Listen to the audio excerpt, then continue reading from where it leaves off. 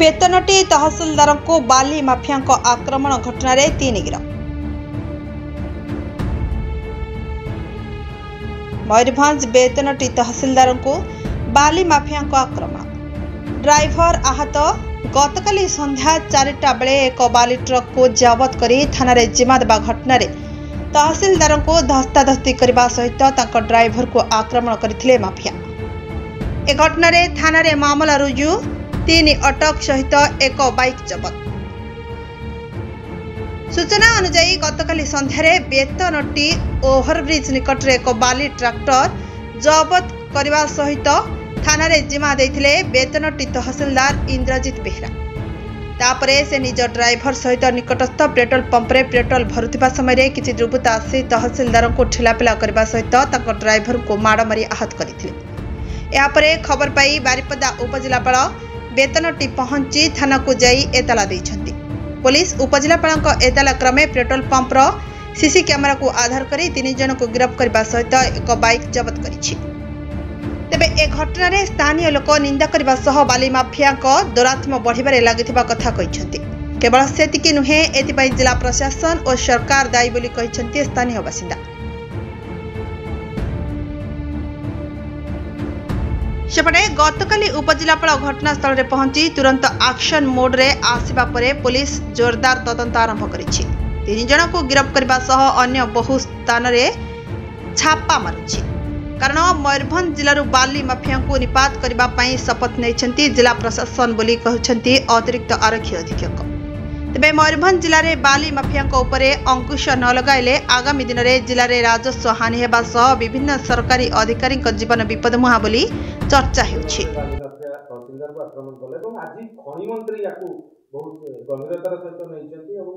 पूरा माफिया को बाली एवं लघु खनिज माफिया को निपात करिया पर तो गोटे मुवमेंट हो कौन या परे कार्यक्रम कौन रहिबो को भली भाबरे चढ़ो हो को भली भाबरे पूरा मुवमेंटटा चली।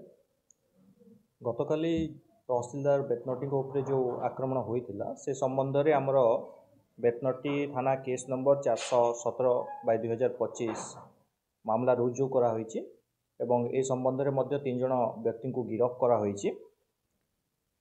तांको ना हला प्रशांत गानो, सुशांत गानो एवं माजो हुसैन। या छड़ा मध्य आमर एसपी सार को निर्देश क्रमे एसडीपीओ बेतनटी एवं आईसी बेतनटी तत्वावधान रे किछि टीम मान गठन करा होइछि एवं से माने घटना घटिया पर ठारू समस्त संश्लिष्ट व्यक्ति मन को खोजिबारे लागिचंती एवं जो जो स्थान माने रे से रहिबार आमे आशंका करूँ से स्थान मान आमे रेड मान करूँ। यह व्यतीत मध्य एसपी सार निर्देश रही कि जहाँ चोरा बाली चालाण होउछि कि अन्य कौन खनिजात द्रव्यर भी चोरा चालाण होउछि ता उपरे आमने नियमित भाव में आमर अभियान जारी रखीचु। विभिन्न समय आमर केस मान मध्य रुजु होउछि। जो जो व्यक्ति माने सब घटना संश्लिष्ट अच्छी तांको उपरे आमर नजर रही एवं जहाँ आवश्यकता रोचे से अनुसार आम कार्यानुष्ठान ग्रहण करूँ। बड़ कथा एते साहस केमिति पाउछन्ति जे वरिष्ठ अधिकारी मानकु लगातार भाव में आम देखा राजगोविंदपुर, कप्तिपदा, बड़साई, बेतनटी, सामाकुंडा, मोरडा और विभिन्न ब्लॉक रे सब वरिष्ठ अधिकारी मानकु आक्रमण करिया को साहस करूछन्ति। ता ऊपर स्पेशल किछि स्वतंत्र भाव में किछि मूवमेंट होबो। आमर तो सब तहसील तथा अन्यान्य ऑफिस सहित जोगाजोग रही सहित समन्वय रक्षा करी आमे थाना अंचल किपरि ए सब कार्यकलाप न चलो ता उपरे आमर सब चेष्टा रोचे। गतकाली घटना कौ भली परिस्थिति घटीगला ताहा वर्तमान तदंत सापेक्ष अच्छी आम तदंत जारी रखीचु एवं भविष्य में एपरी घटना जेपरी न घटिबो ता उपरे मध्य आमे अन्यान्य डिपार्टमेंट सहित जोगाजोग रक्षा करी ताकू सुनिश्चित करने चेष्टा करूँ। मु अरुण कुमार उत्ता, स्थानीय बासिंदा। देखो बर्तमान जो परिस्थिति होइछि एवं गतकालीर परिस्थिति एभली परिस्थिति गोटे भारी अभावनीय परिस्थिति हो गला जे जड़े मजिस्ट्रेट को दिन बेले माने बाली माफिया को आक्रमण एटा अत्यंत दुखदायक घटना एवं एथिपाई प्रशासन एवं सरकार उभय दायी।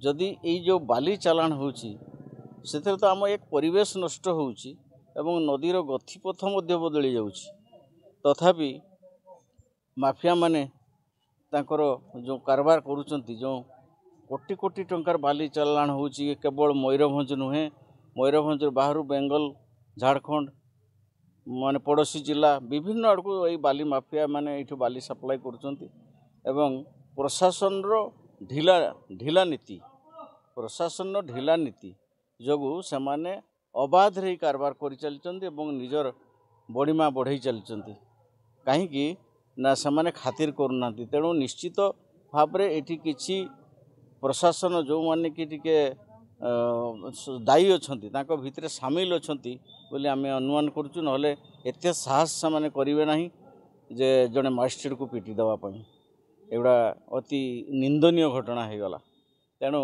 बाली माफिया जदि सरकार अत्यंत पदक्षेप नेबे एवं याकू जदि फिर से नीलाम आकर जमी आगुरी होता नीलाम करिकी कले तार सरकार भी रॉयल्टी पाइबे एवं समस्ते जो यही बाली माफिया मानकर उत्पाद भी कमिजिव एवं प्रथम भूल होउची आज जो माफिया संख्या बढ़ीगला केवल बेकारी समस्या एते बेकारी समस्या भी दायी आसुची सब पाठ साठ पढ़ार पढ़िकिना भी आज जो यही भाया कारबार करुँच अति निंदनीय कथा हो जाउची तेणु आपको सरकार एवं प्रत्येक थाना रे स्टाफ बढ़ावा उचित तहसील मानकू पूरा पावर देवा दरकार जे ना तुम्हें अतिरिक्त चढ़ाऊ कर एवं पुलिस सहयोग देखला तहसीलदार बाहर को पुलिस नहांती तेणु यही भाव में हूँ जो ओतप्रत समन्वय भी नहीं जो आमर विभागीय समन्वय रहा कथा ऑफिसर मान भितर समन्वय नहीं काली कहीं तहसीलदार को जो माड़ है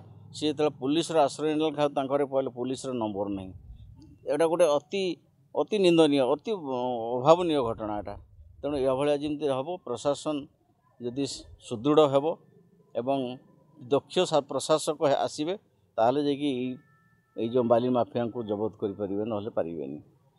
मनोज कुमार पंडा काली जो दुर्भाग्यपूर्ण घटना है एथिरे कहि प्रशासन विफलता ता कारण होची दीर्घदिन धरी प्रशासन विफलता जोगु ए बाली माफिया दौरात्म्य बढ़ी चली जहा फल काली ये दुर्भाग्यपूर्ण घटना है जदि प्रशासन नीति नियम रे स्ट्रंग रहिबे एवं ए प्रकार अराजकता धीरे धीरे कमिजिव जहा फल जना पड़ुछि जे आईन प्रति ए माफिया मानकर आदु भय नहीं एवं तांको प्रत्यक्ष बा परोक्ष रे प्रशासन साहाय्य करुछि नहले सेमाने एते बड़ घटना करिया पई स्पष्ट दिवालोक रे दुस्साहस करते नहीं।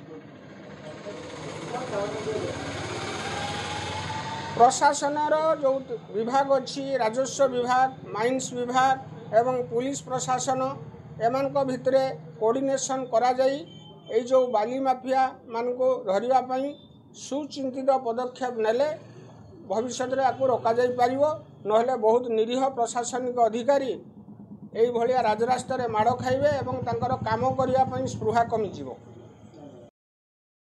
मयूरभंज शिवशंकर मान्ना रिपोर्ट नारद न्यूज ओडिया।